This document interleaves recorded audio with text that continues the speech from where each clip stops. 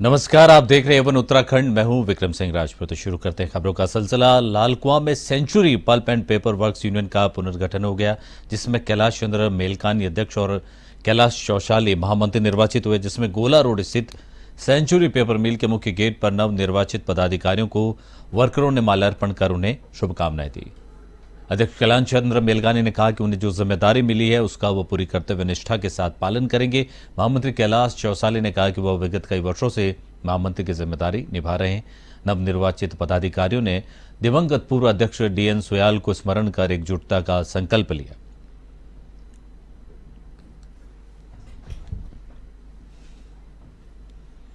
जी हाँ, निश्चित रूप से हम कह सकते हैं कि ये कांटों भरा ताज है, लेकिन सभी लोगों ने बड़े ही विश्वास और बड़ी ही उम्मीदों के साथ हमको अध्यक्ष और हमारे महामंत्री जी कैलाश चौसाली जी को नियुक्त किया है।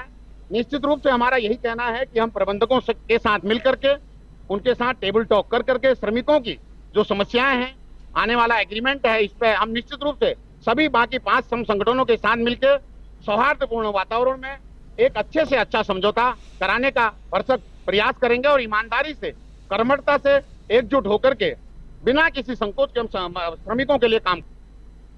जसपुर नगर क्षेत्र में मोहल्ला जुलाहान में हेल्थ केयर सेंटर में छापेमारी की गई, जिसमें 3 महिलाएं चिकित्सालय में उपचार के लिए बैठी थी। अचानक टीम को देख हड़कंप मच गया। छापेमारी में चिकित्सा अधिकारी ने बताया कि अवैधानिक रूप से चल रहे चिकित्सालय को शाहनवाज चला रहा था, जिसके चिकित्सालय से प्रतिबंधित इंजेक्शंस भी बरामद हुए, जिसे जसपुर पुलिस ने चिकित्सालय को सील कर दिया है।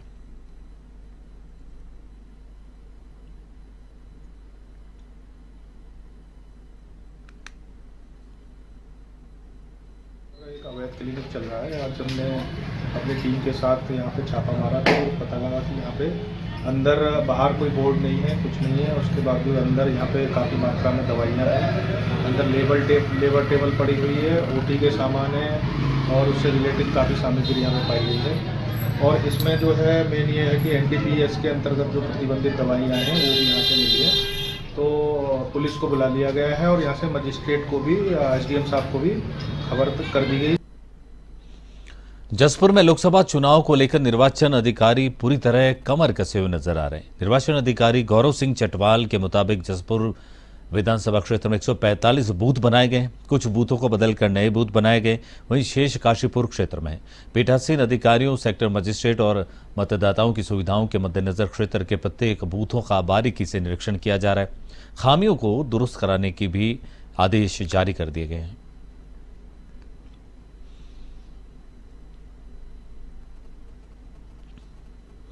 चुनाव बिल्कुल आसान है और सर पे है, और तो इलेक्शन कमीशन से भी सभी एआरओ को निर्देश हैं कि वो अपने पोलिंग बूथ्स का भ्रमण कर लें।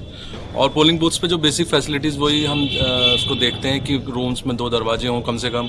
वैसे ये किसी जगह ये पॉसिबल नहीं भी हो पाता तो कंपलसरी नहीं है, लेकिन कोशिश यही है प्राथमिक तौर पर की जाए कि 2 दरवाजे हों, लाइन सही से लग जाए, फर्नीचर हो। तो वो चीज़ों को देखते हुए आज जो है हम शहर के कुछ बूथ्स का निरीक्षण कर रहे हैं और ये आगे भी जारी रहेगा और हमें सभी बूथों को एक बार कवर करना है।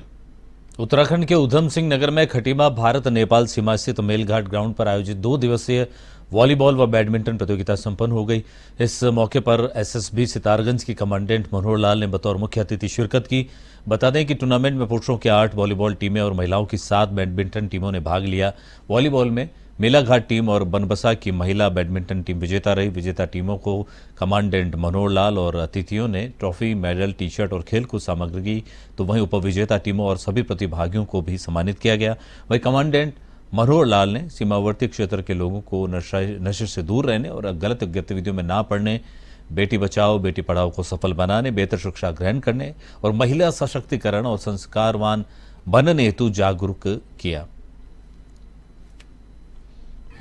सीमांत क्षेत्र के लोग हैं, बच्चे हैं, युवा पीढ़ी है, टैलेंट स्पोर्टिंग होता है। दूसरा, ये लोग जब गेम में बिजी हो जाएंगे, गेम खेलना शुरू कर देंगे तो नशे से दूर रहेंगे और अपने इनकी मानसिक रूप से फिटनेस और आपस की जो कोऑर्डिनेशन होता है स्पोर्ट्स के अंदर, वो चीज़ें इनके दिमाग में डालते हैं। साथ ही साथ हम इनको बाकी चीज़ें जो भारत सरकार द्वारा बहुत सारे प्रोग्राम हैं, उन प्रोग्राम के बारे में इनको बताया जाता है, पब्लिक को, गाँव वालों को, इस प्रकार के कि भारत सरकार क्या क्या चीज़ें जो है वो आम लोगों का, आम जन के लिए कर रही है।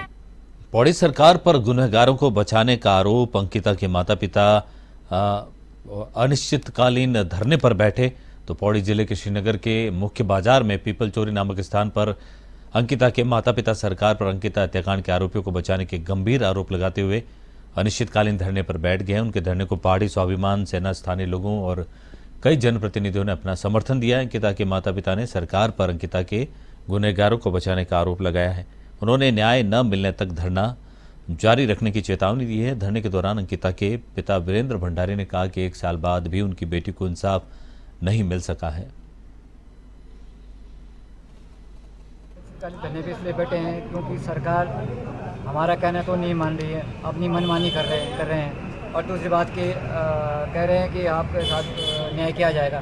तो न्याय कहाँ से दिला रहे हो तुम? जो हमारे साथ जो हर समय कंधे पे कंधे मिलाकर चल रहे हैं, उन्हीं का साथ आप अन्याय कर रहे हो। कभी उनकी मिसेज का ट्रांसफ़र करना, कभी हमारे जो फेरी कर रहे हैं जो हमारे नवनीत जी की और रवनीत जी उनकी बहन का ट्रांसफ़र करना, तो आप न्याय कहाँ से कर रहे हो भाई? परेशान तो उनको परेशान करो, चाहे हमें परेशान करो। परेशान तो हम हो रहे हैं ना, ज़्यादातर परेशान हम हो रहे हैं। गदरपुर पुलिस ने बड़ी कार्रवाई करते हुए एक युवक को गिरफ्तार कर बड़ी मात्रा में अवैध हथियार बरामद किए हैं। इस मामले का खुलासा करते हुए SSP Udham Singh Nagar doctor Manjunath TC ने कहा कि उत्तराखंड को भय मुक्त बनाने के लिए मुख्यमंत्री का निर्देश है और साथ ही चुनाव आयोग का भी निर्देश है कि आगामी चुनाव के दृष्टिगत भय मुक्त मतदान हो सके। इसके लिए अवैध असला और मादक पदार्थ का कारोबार करने वालों पर कार्यवाही की जाए।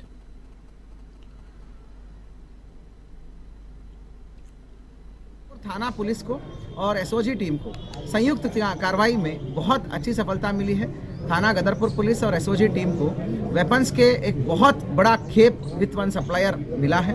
तो एक आदमी अरेस्ट किया गया है और उसके कब्जे में कुल मिला के भारी मात्रा में असला है, जिसमें 2 पिस्तल 32 बोर का, 5 कारतूस 32 बोर का, 1 पोनिया और 7 तमंचे और भारी मात्रा में कारतूस बरामद हुआ है। तो अभी तक का पूछताछ में ये सामने आया है कि अलग अलग जगह जाकर ये वेपन्स खरीद कर अपना एक खेप बनाना चाहता था। तो भविष्य में कभी डिमांड होता है तो उस समय वो पूरा करने के लिए था करके इसका के खानपुर विधायक उमेश कुमार ने देवपुरा पहुंचकर मसीह समाज को संबोधित किया। उन्होंने कहा कि सेवा, समर्पण और दया सिखाने वाले मिशनरियों ने विश्व को नई दिशा दी है। जनपद में मसीह समाज की लड़ाई लड़ने वाला कोई नहीं, जिसके चलते इस समुदाय को प्रार्थना सभा से लेकर अपने पर्व और सामुदायिक कार्यक्रम करने के लिए कई दिक्कतें होती है। देखिए, मेरे लिए तो मंदिर, मस्जिद, गुरुद्वारा, चर्च सभी एक समान है। ये ईश्वर तक जाने के, ईश्वर की प्रार्थना के माध्यम हो सकते हैं, लेकिन ईश्वर एक है।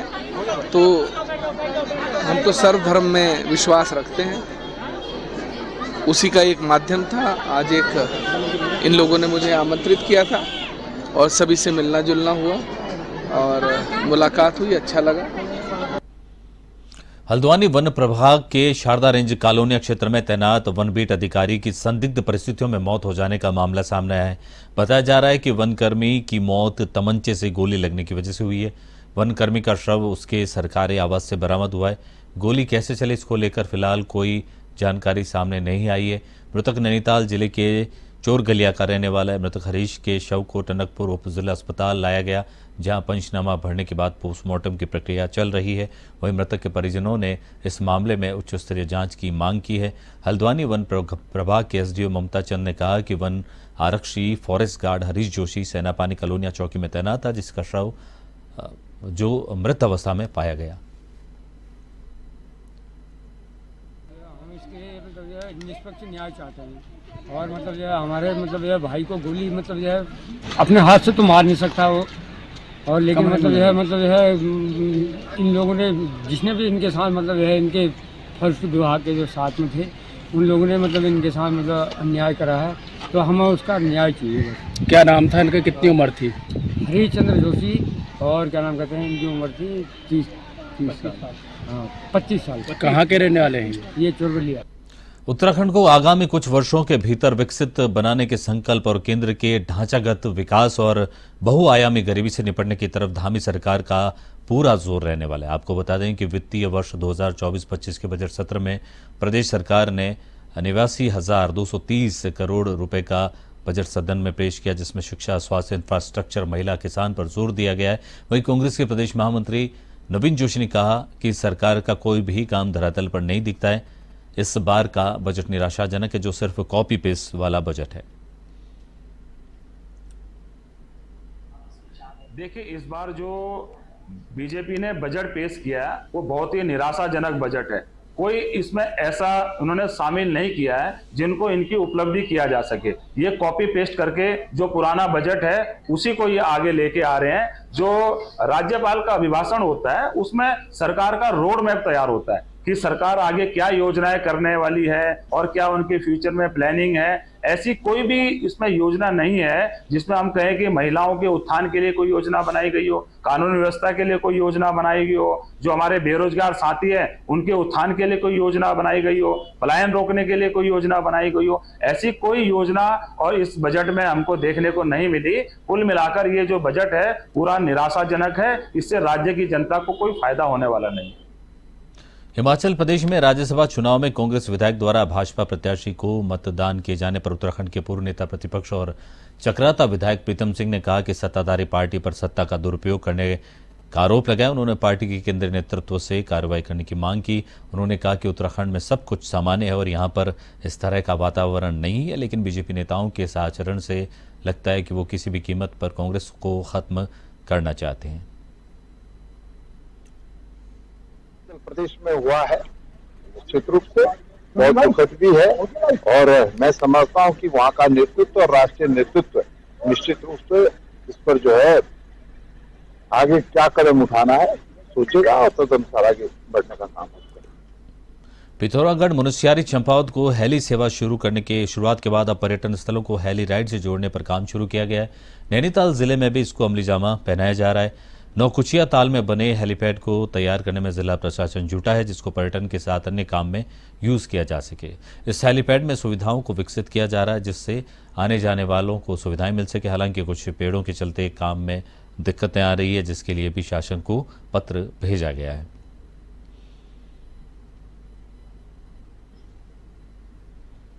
हेलीपैड तो पहले से ही बना हुआ है वहाँ पर और वो काफ़ी टाइम से उसको कवरेज में नहीं लेने के कारण वो आज जीर्ण शीर्ण हालत में है और उसके लिए तो पूर्व से प्रस्तावित है। उसमें सरकार की जो भी योजना होगी क्षेत्र के लिए हितकारी ही रहेगी, क्योंकि हमारा भीमताल क्षेत्र जो है एक पर्यटन से जुड़ा हुआ क्षेत्र है और यहाँ पर हेलीकॉप्टर सेवा से जोड़ने से इस क्षेत्र को विकास के पंख लगेगी।